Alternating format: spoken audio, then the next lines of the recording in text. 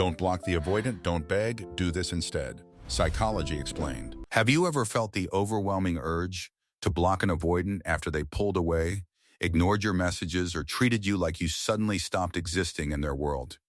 It feels unfair because one day they seem interested, connected, and emotionally available, and the next day they disappear behind a wall that you cannot reach. Most people react in one of two ways when this happens. They either block the avoidant out of anger and frustration, or they start begging for answers, reassurance, and connection. But what if both reactions are exactly what keeps you trapped in the painful cycle? What if the most powerful thing you can do is neither of those options? Because when it comes to avoidant people, the strongest response is often the one that feels the most counterintuitive. It is not chasing. It is not punishing. It is not trying to force them to understand your pain. It is something much more powerful. And by the end of this video, you will understand exactly why it works. When an avoidant pulls away, your nervous system immediately wants relief. You want clarity, certainty, and some kind of explanation for what just happened. The silence feels personal even when it may not be intended that way. Your mind starts replaying conversations and searching for mistakes.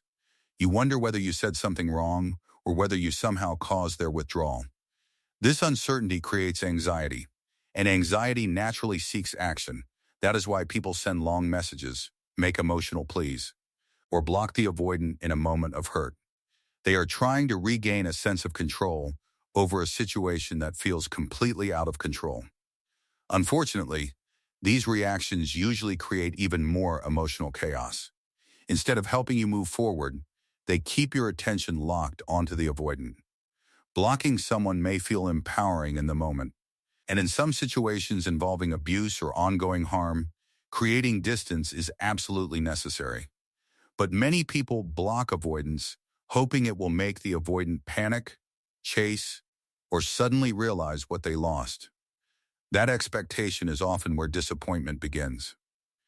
Avoidants tend to respond differently than anxious people. When they feel pressure, conflict, or emotional intensity, their instinct is often to create more distance rather than less. So if you are blocking someone as a strategy to make them come running back, you may end up feeling even more frustrated when that reaction never comes. The truth is that genuine power does not come from trying to control someone else's response. It comes from controlling your own. Begging is even more damaging. When you beg for attention, explanations, or validation, you place your emotional well-being into someone else's hands. You begin acting as if they alone have the ability to determine your worth. Every unanswered message feels like rejection. Every delay feels like proof that you are not important enough. Over time, this can create a dangerous pattern where your self-esteem becomes dependent on another person's availability. The more you chase, the more exhausted you become. And the more exhausted you become, the less clearly you can see the reality of the relationship.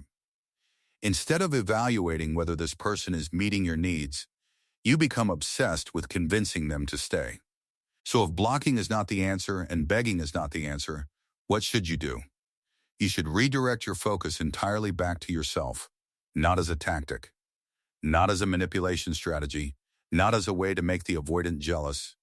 You do it because your attention is the most valuable resource you have. Every minute spent analyzing their behavior is a minute not invested in your own growth, happiness, and peace. The goal is not to make them miss you. The goal is to stop missing yourself. This is where many people get confused.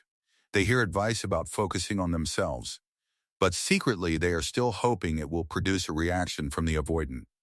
That hidden agenda keeps them emotionally attached. They start exercising, improving their lives, or pursuing goals. But they constantly check whether the avoidant has noticed. That is not true detachment. True detachment happens when your actions are no longer connected to their response. You improve your life because your life deserves improvement.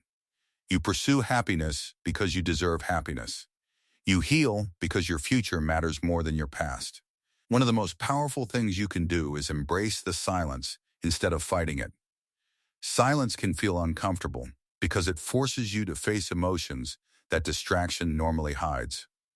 But silence also provides clarity. Without constant communication, You begin seeing the relationship more objectively. You start noticing patterns that were previously hidden beneath emotional intensity. You begin asking important questions. Were your needs actually being met? Were you consistently respected? Were you receiving the same level of effort you were giving? These questions often reveal truths that anxiety was preventing you from seeing. Another important step is rebuilding the parts of your life that may have been neglected. Many people become so focused on a relationship that they slowly disconnect from their own interests, goals, and friendships.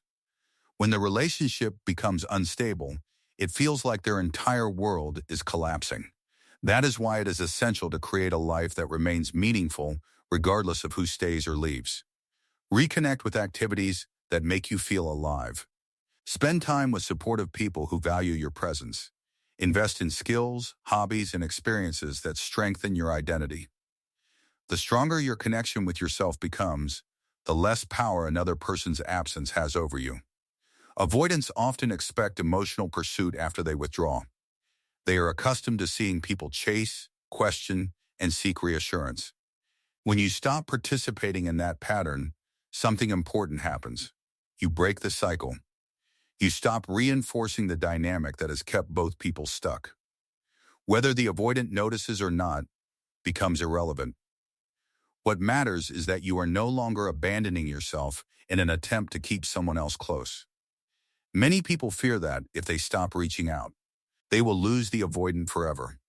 But consider this: if someone only stays because you constantly chase them, are they truly choosing the relationship?